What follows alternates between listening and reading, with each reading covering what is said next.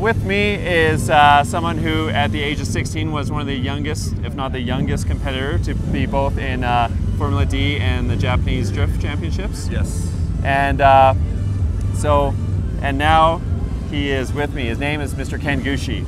So Ken, when you were age of 13, your dad taught you how to drive in the AE86, and you were born in 1986. Yeah. And now you're a drift driver. This sounds like some sort of, you know, story from a very popular manga and anime series called Initial D.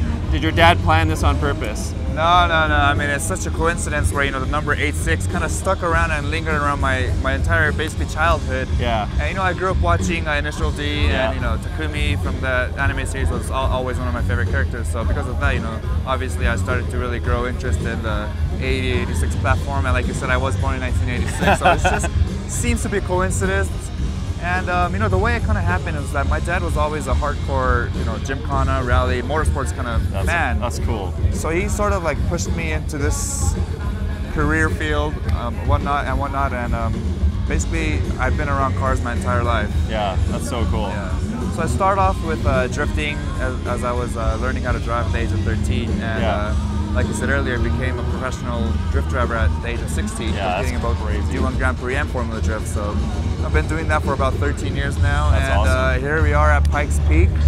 This has always been one of my dream races to be a part of. Really? And our first time here was back in 2007 with my dad. Okay. And you mentioned a reference with Initial D and, you know, Takumi and my dad earlier.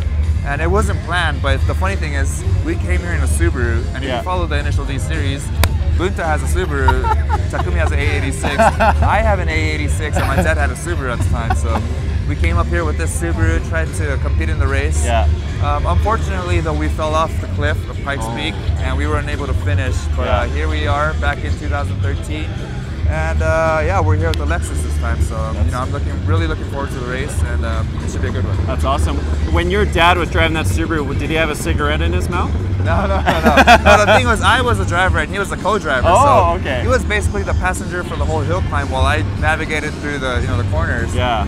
So when we flew off, it was kind of like a, you know, a dad and son affair. we flew off together. Like bonding experience, right? Yeah. You know, most father and son, they go out, they eat dinner, they go like maybe check out a car show, and you guys drive off a cliff together. That's really touching. Yeah. When your dad was teaching you how to drive, like what did he teach you, and how did he show you these things? He didn't necessarily teach me the skills. Like, he didn't tell me, oh, you know, you got to put in this much steering input. Rather, he would tell me like, oh, just go harder, you know, just go have fun. You know, basically learn as you progress. Right. And just enjoy doing it, because if you're not having fun, then what's the point, right? Right, totally. So yeah, he was always one of those guys where he just pushed me to my limits and always had me pursue even further than what I was capable of. That's really cool. And it was sort of like big picture, like, you know, enjoy it. I'm not going to tell you specific things. Right, like he never told me, oh, this is what you have to do, this is where you have to go, you know, this is the career field you have to be. And he was just like, you know what, go out there, do your thing, have fun. If you like it, then hey, try to make money with it. Yeah, if totally. not, then just move on. That's awesome. Yeah, it was pretty cool. So I read that you, while you're competing in all these drift championships, you were 16 and you actually failed your driver's test. So tell me more about that. What happened there? No, I did not fail my driver's test, just for the record.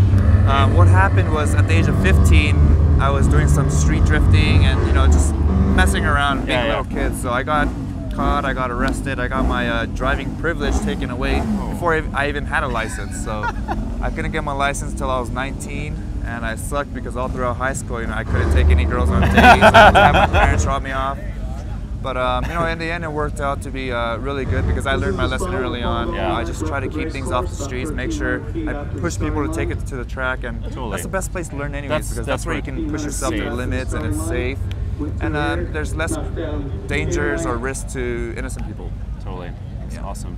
So, you know, right now you're on this hill climb, and I know you faced off against Rhys Millen in some of the Formula D stuff. How does it feel to see him on the hill climb, which sort of feels like his home turf in a way? It is his home turf. I mean, you know, Rhys has been coming here for a number of years, and he's probably got this mountain in the back of his head, and he knows every corner, every square inch of it. So being here, and you know, after competing with him in Formula Drift, it's just an honor to be on the same racetrack as basically his whole bloodline has been. His dad, his uncle, himself, and all these different great drivers as well. Sebastian Lowe, my teammates Takeshi and Andrew and Robert from the Evasive team. So it's really great being here. There's a whole different variation of cars, a lot of different drivers, really good talent, and it's just great to see the fans, getting up close with us. And it's extremely, it's a cool event. It's a race like no other, and we're just out here to have fun. Awesome. Hey, thank you very much for your time. Thank you. Enjoy.